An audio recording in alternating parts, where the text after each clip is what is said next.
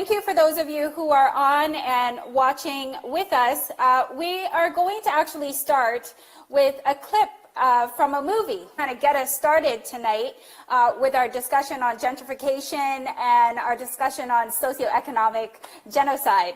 I'm hoping that you'll be excited about the topic and that you'll join in and actually leave us some messages and some questions that will kind of spur us on as we have this conversation.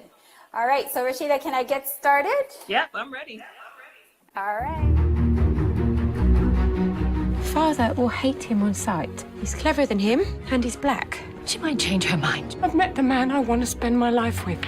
Are you insane? White, British, and she's a salesman's daughter.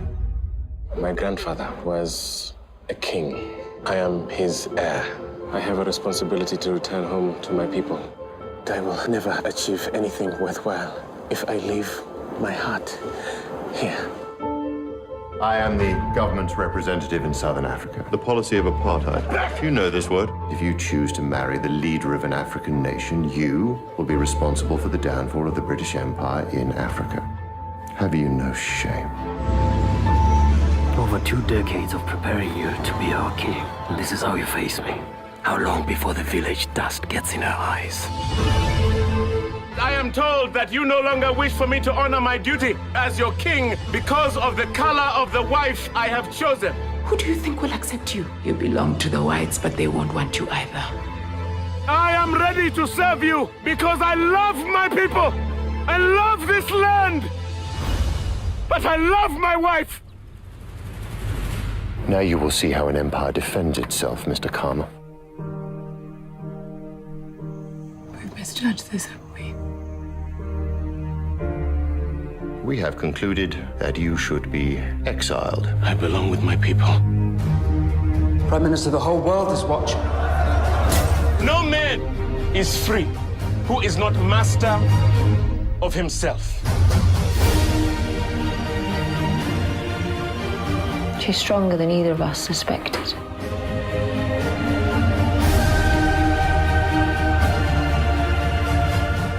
It is time for us to create a new nation. For us to be the masters of our own fate. It is time.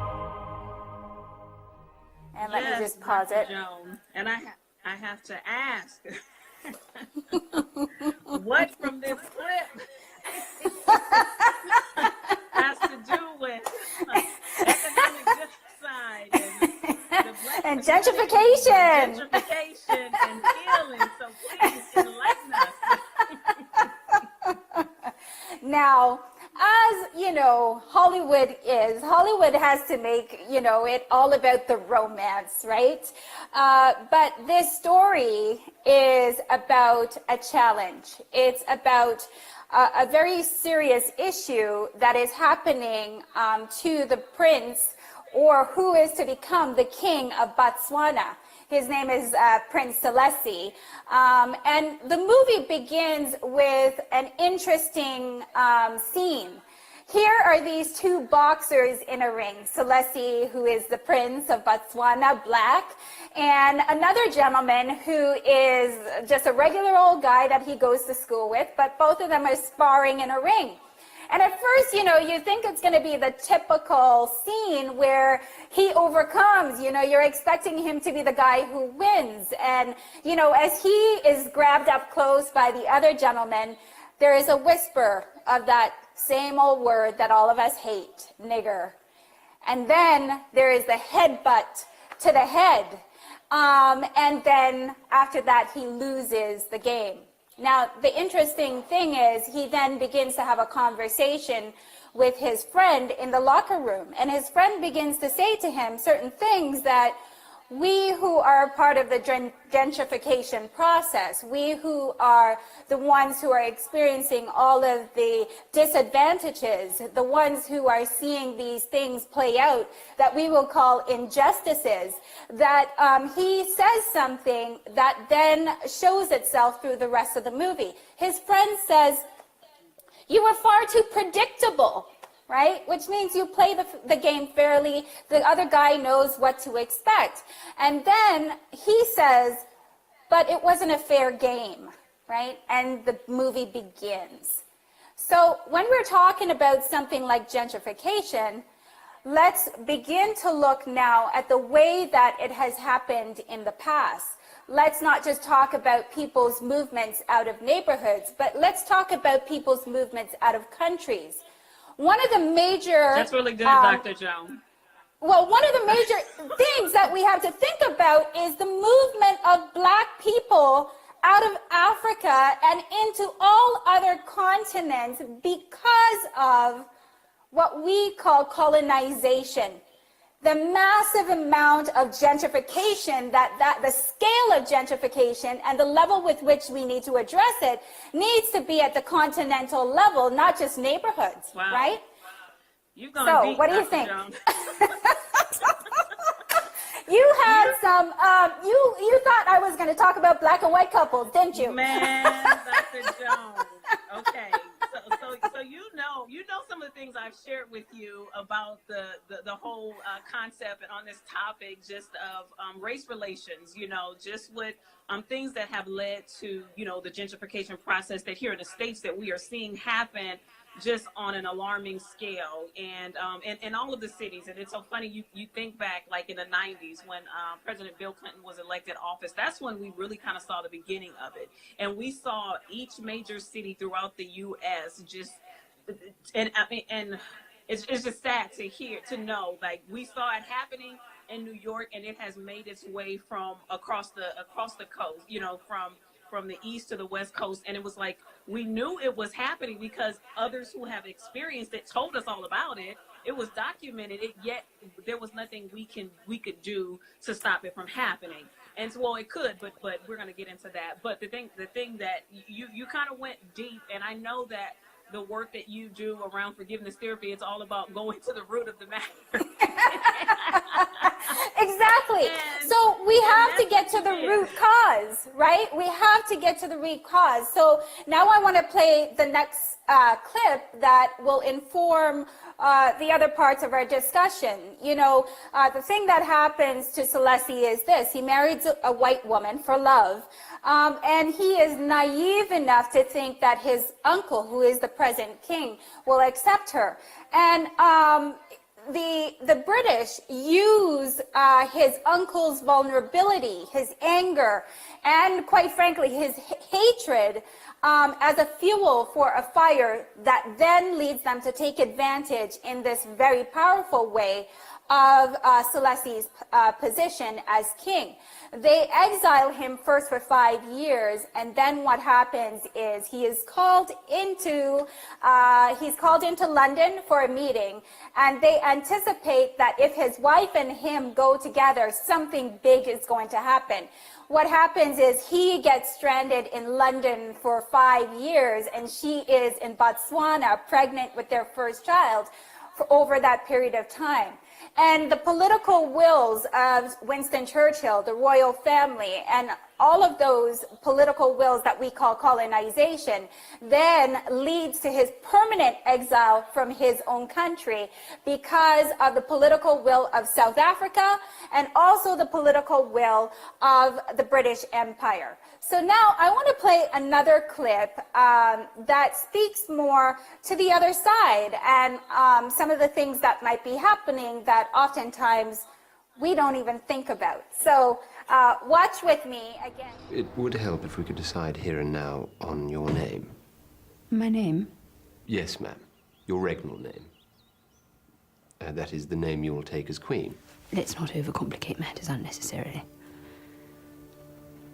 My name is Elizabeth. And long live Queen Elizabeth.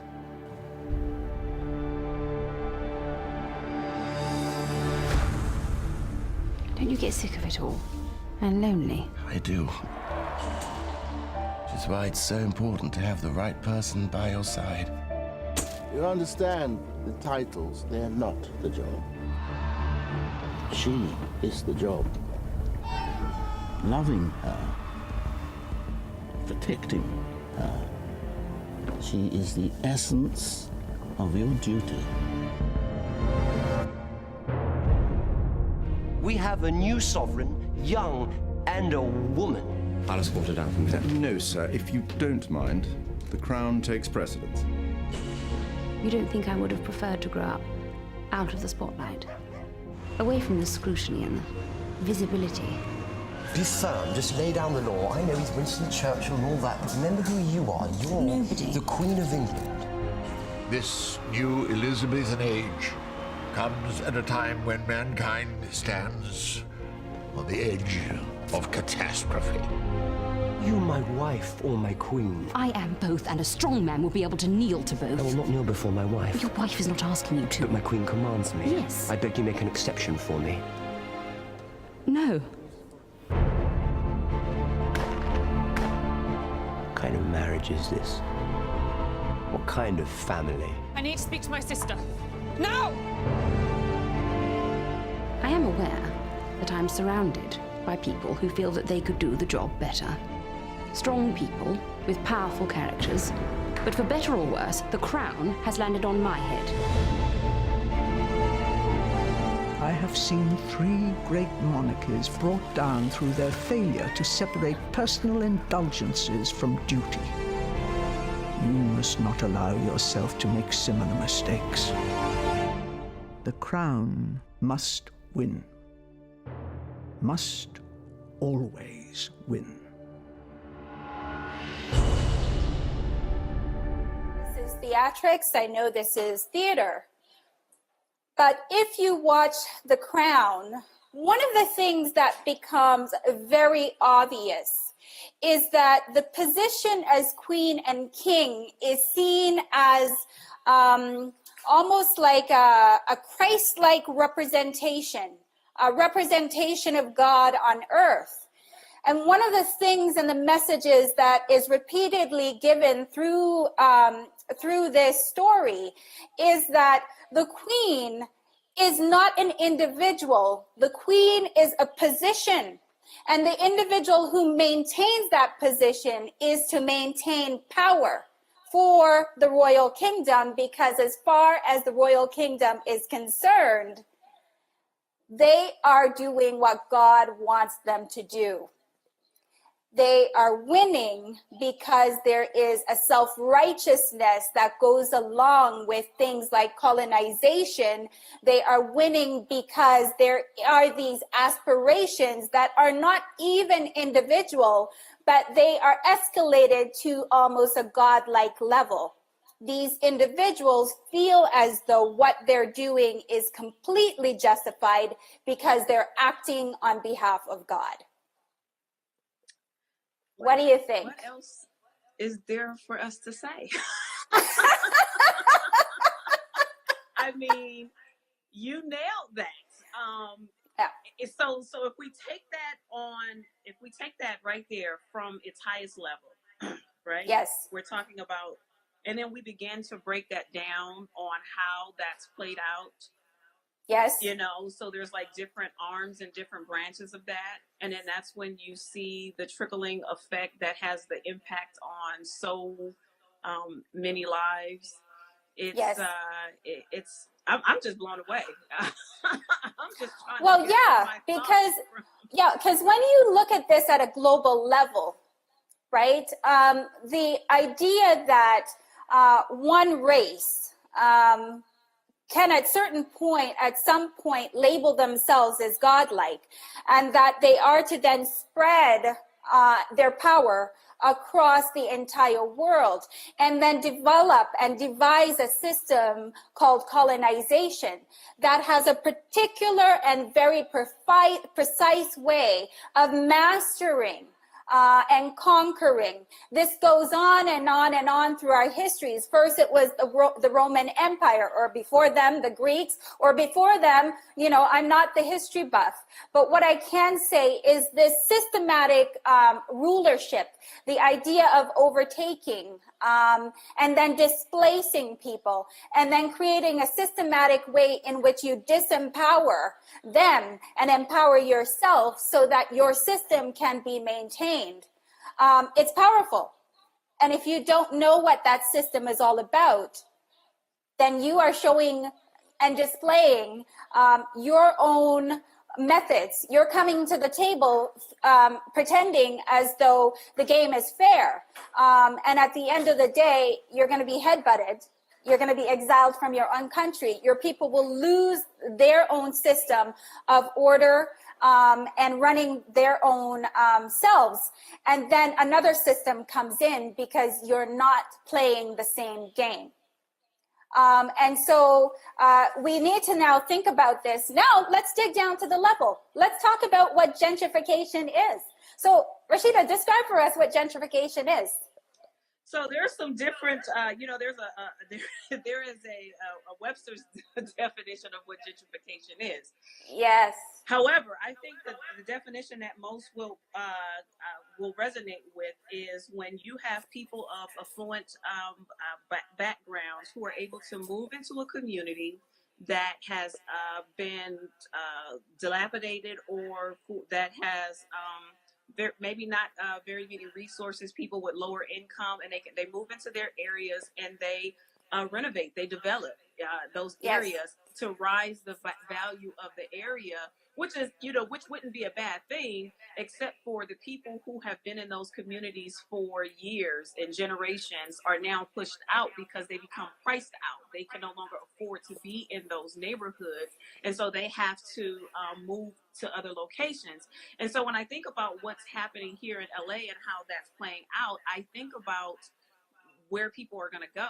And when you think about where people are going to go, we think about and the areas that I could think of, most of the areas that people and quite naturally, they're Black people who are impacted by this. These are happening in Black communities, and so we need to be clear about that. So what happens is when they're moved out, they're moving into communities that are not developed. They're moving into areas that don't have the resources that quite naturally they would need. So there's no economy there. And so you get a perpetuation of just a lot of the things that you don't want. You get crime, you get people who are not being productive citizens in life and that sort of thing. So you're continuing, so you're creating another ghetto, you're creating another impoverished environment. And so that's what we have with gentrification. So thank you. It's good to have that. Like I'm in Canada, I'm in Toronto, just north of Toronto, and we don't experience it in quite the same way. At least it's not kind of like a racialized thing. We obviously have our poor neighborhoods that some people decide to go in and invest in those poor neighborhoods and then develop certain sections of that. And then what happens naturally is the pricing of the housing in the neighborhood goes up. And of course, there's a return on investment. So there's definitely a system to it. But what you're suggesting is there's actually a race component that intertwines into all of that. So how does the race component actually show itself? Are you saying that Hispanic neighborhoods don't have the same thing happen, or poorer white neighborhoods don't have the same thing happen? Is it only poor Black neighborhoods in which this is happening? So it's so much I want to say, and I hope I can remember to cover it all, right? Okay, so we have to start talking about ourselves as a people. You're talking about the Black community, right? Not just for the sake of this conversation, right? So we are, when you start talking about the odds being, the deck being stacked against you, right, in the fight, right? So that's just the history of most Black people, and especially here in the States, that's the history. The cards have been stacked against us when there have been times where communities have been built and there has been great momentum. We have, where it's been documented that those communities have been destroyed by race groups, and even one in particular time we had in Tulsa, Oklahoma, we have where it's a strong belief that even the federal government got involved and bombed this community with an airplane.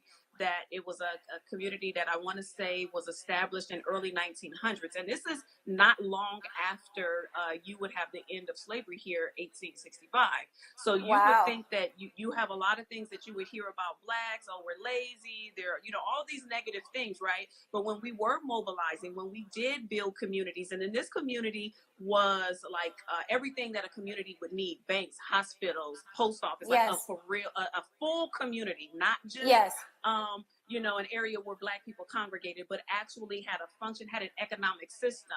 So there was a situation where a white woman claimed that a guy touched her inappropriately on an elevator. The story is that there was a jolt on the elevator and he bumped into her. So she cried that, similar to the situation with Emmett Till that we have in the 50s, which helped to spark the civil rights movement. But they went and a race riot happened, and then over 300 people were killed. And I think this was in 1921, like around 300 people were killed, but they destroyed the community. They burned down all of the businesses, the houses. They rebuilt. The community came back and rebuilt. They destroyed it again, and even now, the insurance claims that the residents and the property owners filed, the insurance companies never even honored them. So this is like this stuff runs deep. So when you start thinking about the Black community, we are disadvantaged in that regard. So even if gentrification were to happen in other communities where you're talking about the Latino community and the white community, so if this is taking place in the Latino community, they are more they're more organized and they operate more as a group than the Black community does. So it won't have the same impact. Not only that, the social structure and the social construct with racism itself, whites who are the ones who are in control and in power are more likely to allow them in. And so because we even have with our U.S. Census that's done every 10 years, we even have a lot of Latin Americans putting that they're white on the census. So they're claiming white. So they're boosting the population of the white race. So they will be more embraced, right? Then you talk about poor white communities. If white people are gentrifying poor white communities, they're not going to necessarily try to run them out. They would be more likely to embrace them, and it will be an uplift for them. But when you're talking about Black communities, that's not the case. That's not the case. So it truly is, as our friend Emirati, the reason why we're even having this conversation is because there was a clip on Instagram, and T.I. had made the commentary that, that Black people are also cause and in part to be blamed for gentrification. He suggested that we don't connect as a community, that in fact we run from one another. So, as soon as we can move out of a poor neighborhood, we do. And what we do is we leave space for others to then enter those neighborhoods. So rather than invest in the neighborhoods, maintain them, stay in them, what we do is we leave. Now, a person took a clip of what he had to say, and then one of the first statements that he made was that T.I. is that nigga, that he doesn't know what he's talking about.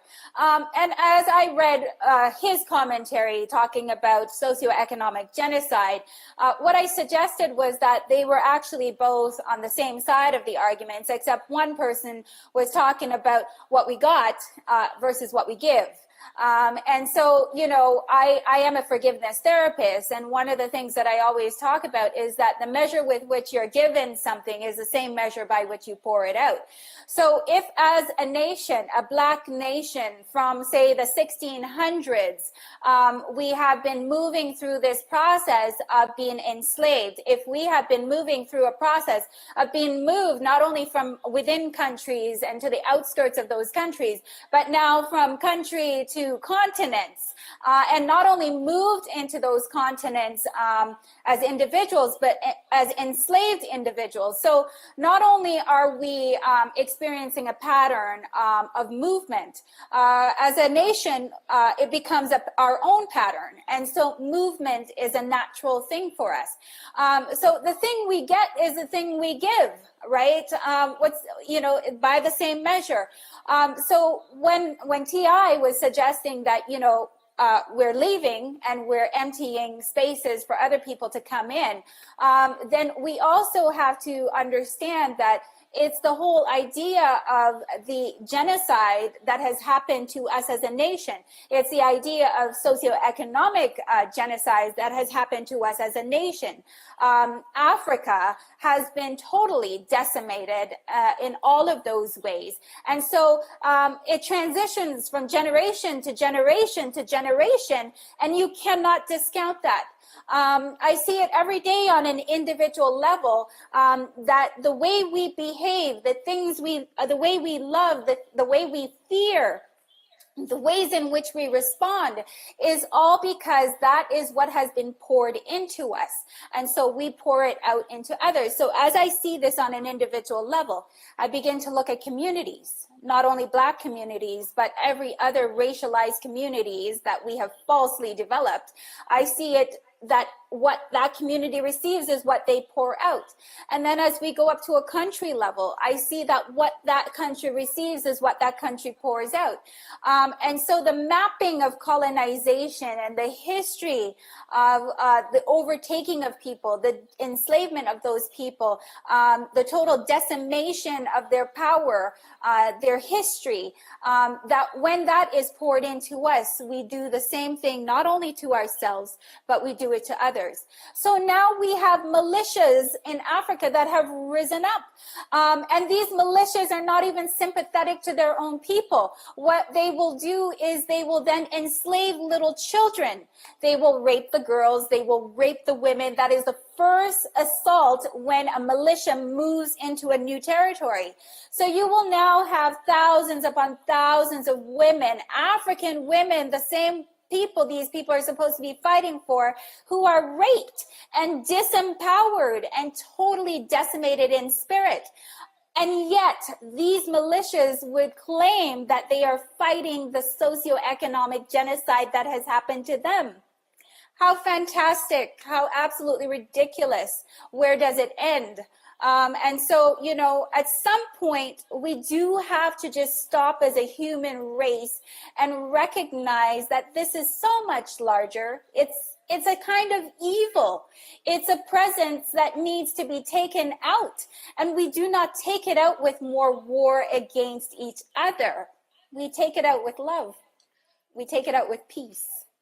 Well, you know, when you say it's a kind of evil, I just will push back a little, and I will not say it's a kind of evil. I will say it is the biggest evil that our world has probably ever known, and that is present. Yes. It is big.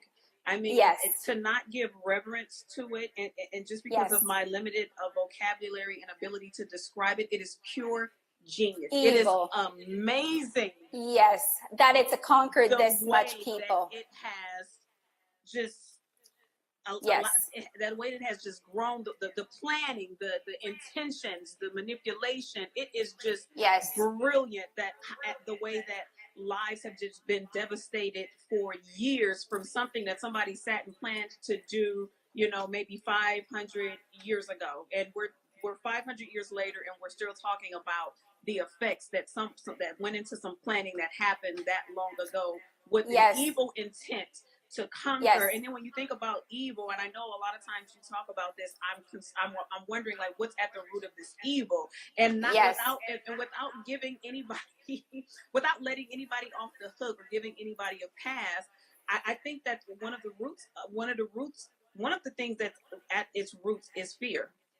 Yes. I think that's a big component of this group that is in power and that is wreaking havoc on everybody around the world. They have a fear that I think that we don't even understand or couldn't even begin to comprehend, but unfortunately their fear becomes our terror. Well, and in the more modern times, let's look at North Korea and let's look at the US. Right? And let's look at, you know, the conversations that are happening between your current president and the president, or I don't know who's in power. I do know his name, but it's not coming to mind right now. I'm horrible with names. But, you know, when you think about those two individuals, and again, they're sitting as a position, And they are required to sit in that position and think about how do we maintain power. And you've got one that is claiming the great assaults that has been done to it as a nation. And then you've got another that's claiming we are a strong nation and we will maintain our power and we will get back our power in whatever way that we can. So you stop, you just stop creating your bombs and, maybe we can talk. But at the same time, you've got one who they're both totally afraid, right? And when people are fearful, especially those two personalities, it is hard to calm them down so that the people amongst them don't even matter anymore. It becomes just about them and their position. It's an interesting thing to think about. And this is why, even though we want to stop this at a global level, I see you all on Instagram. I see that you're leaving hearts, and even one person had a comment. And I'm sorry, I've been trying to scroll down, but my screen is stuck. So if you can see some of the comments, maybe after I talk about this one thing, then we can see if we can read some of those comments.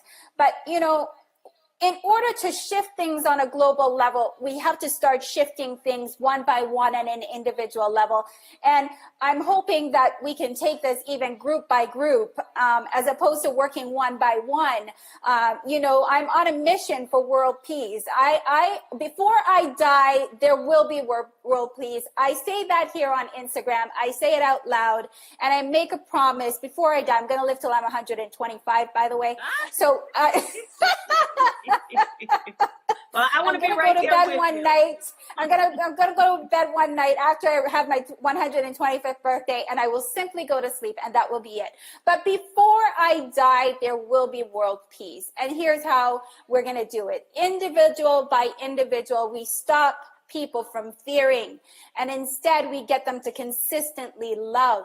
Right? So I do a type of forgiveness therapy that heals individuals. And I mean, it literally heals them from fear. I isolate the first moment in time when each of us become afraid. I do it because our body has memory. Our spirit captures the first moment in time when we feel unloved.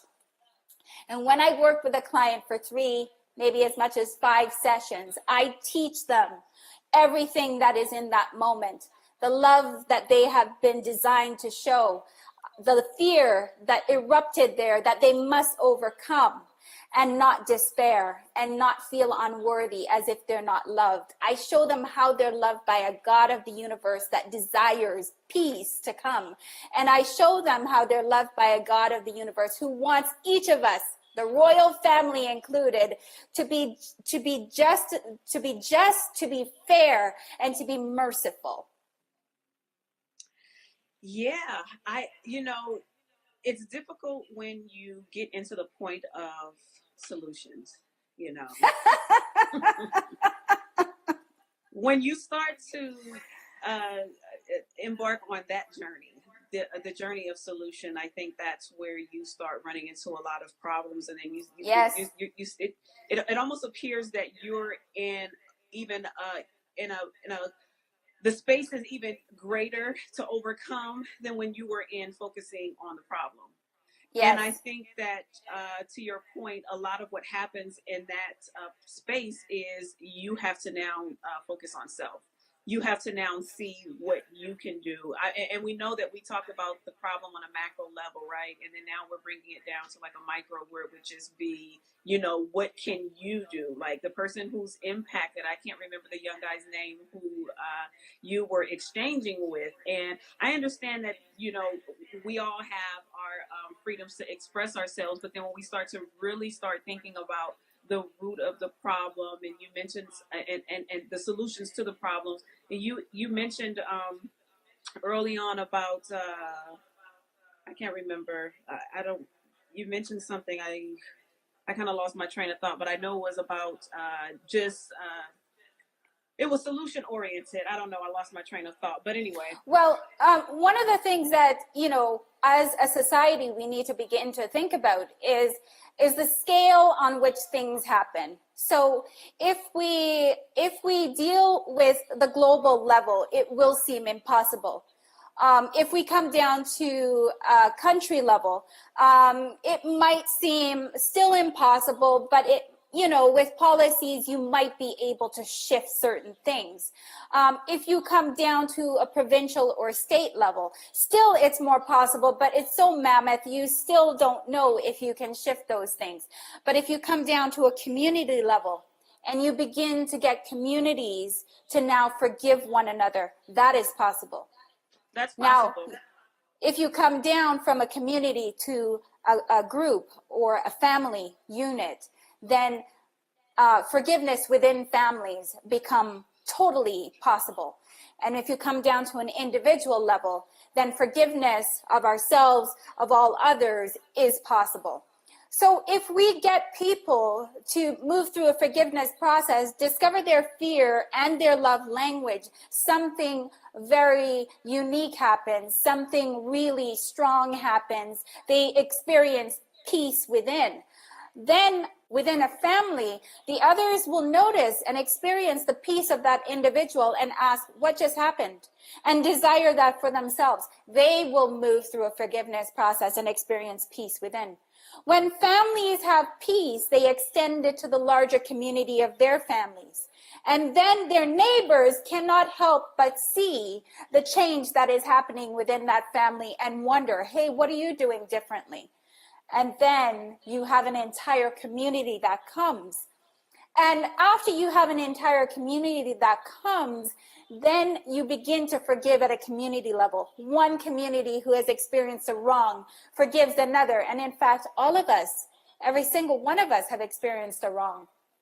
The royal family didn't just happen, right? They were there amongst other kings and queens. And so there are these generational historical things that have happened.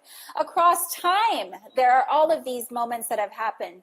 Now, as I move through my own forgiveness process, I have gone across history. I've forgiven humanity for the wrongs that have been done. I've forgiven women as an entire nation. I've forgiven men as an entire nation for the wrongs that were done. And when you do that, you experience this really powerful reclaiming of not only your identity, but your power. And when you reclaim your power, you can stand with anyone, black, white, they could be red or pink. You stand with them and you say, you are my brother, you are my sister. I don't need to hate you. You're like me. You see things on a whole different level. You want community to actually come together, and you begin to wonder at what is making everybody so crazy. Why can't we all just love one another? So as we begin these shifts, then these wonderful things begin to happen. This is how we change the world. We don't change the world at a global level. We change the world with individuals who come to a place of peace. And then once you're at a place of peace, you go, hey man, I want you to experience this too. Because if I feel this good, if you could feel this good, there'd be no more wars on this planet. I know it sounds naive.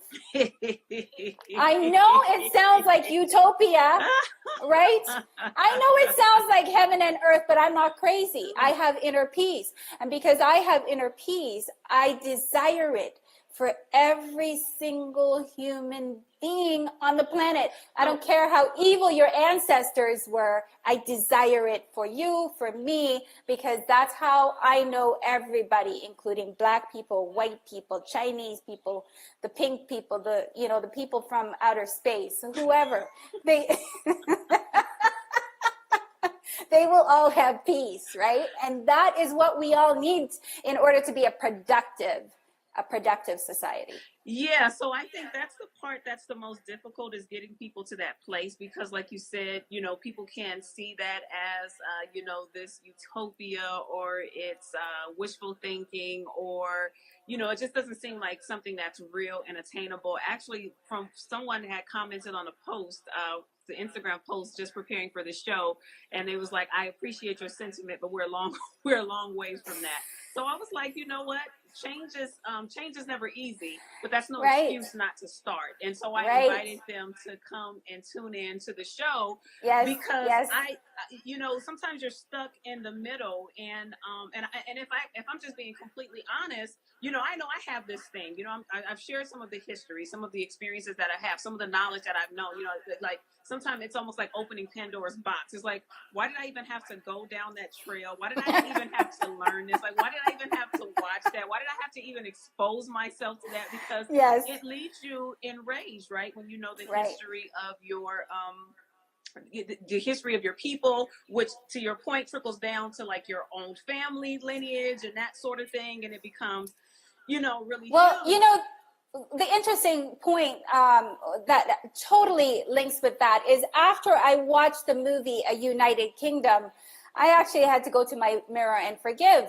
And I did a whole different layer of forgiveness this time that brought a whole different level of power and autonomy and clarity. You know, it's like you just go, it blows the mind that, you know, one country, so even though it's a small country in Africa, could be totally diminished. Its king treated like a boy and told he's exiled from his own country because he selected his wife, and because South Africa, the political will did not want it, right? And so the British backed them up.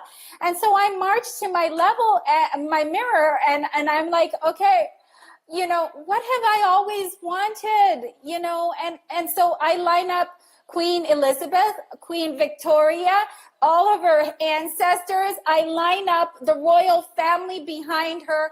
I line up the Parliament of Britain behind them. I line up their ancestors behind them, and everybody who's ever found any kind of, you know, thing align themselves with colonization, I line them up too. And I say to them, I forgive you for treating us like children. I forgive you for disregarding our traditions. I forgive you for annihilating us, enslaving us.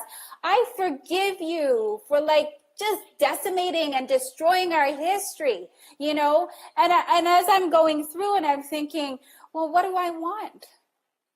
I have always just wanted to be left alone as a nation. I didn't want to travel and be tossed around and be uprooted. I just wanted to like stay grounded in where I was. I wanted to be left alone to develop and grow just as God had created me. And doesn't every nation just want that? Every nation, every neighborhood, every community desires to just grow. Every individual desires to just grow into the thing that they were created to be, the best potential to be reached. And so then I have to go on to the next question. How did I feel about this? And even as I watch the movie, like a rage that goes across history is now with me, right? I am enraged by this.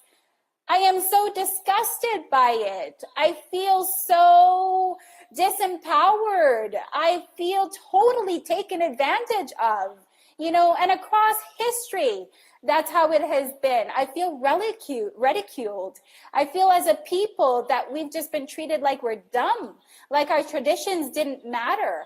And to exile somebody from their own country, you know, the rejection that comes with all of that. And so as I'm pouring all of these feelings in, there's another layer. There's despair. There's hopelessness. You know, like, where's God in all of this, right? You ask all of these questions, who has the power? And so as you move through the forgiveness process at this kind of level, there is only one explanation. There's evil, for sure, but there is the pouring in and then the pouring out. There are the traditions, the positions that have maintained control. There are all of these things that these people have done that really are just entrenched in tradition. So when you're president, and I listen to him talk, I'm like, oh man, where is this guy? You know, like, where's his humanity? You know, why does he get so trapped in wanting to be America again? Why does he not look for an America that will embrace all people, all nations? Why does he not seek peace? You know, and so as I move through this process, I look at the traditions that have allowed people to justify their behaviors. And as you move on, you simply have to decide, if I hold on to this, it becomes toxic. I must let it go because I need peace. I need to recognize my own power. I need to recognize that if I have a history, now I have a responsibility to find it, not only for me, but for all others, to support others in their growth. So I say, I will go first. I will recognize the history. I will recognize the way this was supposed to develop, and I will make it happen. But I can't do it alone. I need you with me, Rasheedah. I need every other member of our nation with me in order to make this happen. And that is how we change things. We forgive it. We empower ourselves with a new knowledge. We begin to play a different game. And not only that, we become a community. And it is the community that matters in this whole thing. But the community itself cannot hate. The community itself must forgive. And so this is the message of healing. We have to heal as individuals first. Then we have to heal as families. Then we heal as communities. And this is how we do it. This is how we bring peace. So for those that feel like forgiveness is a very passive act, and for those that feel like not only is forgiveness passive, but we're letting people off the hook.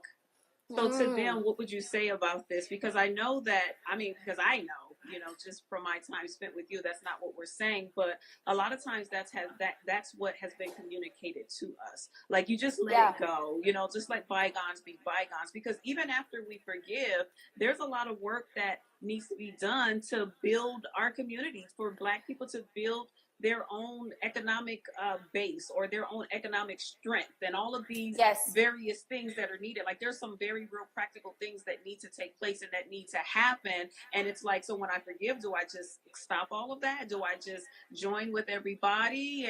And that's a challenge, because even if we did that, some of this takes it's a two-pronged approach. It takes both sides. There's only so much of forgiveness the Black community could do.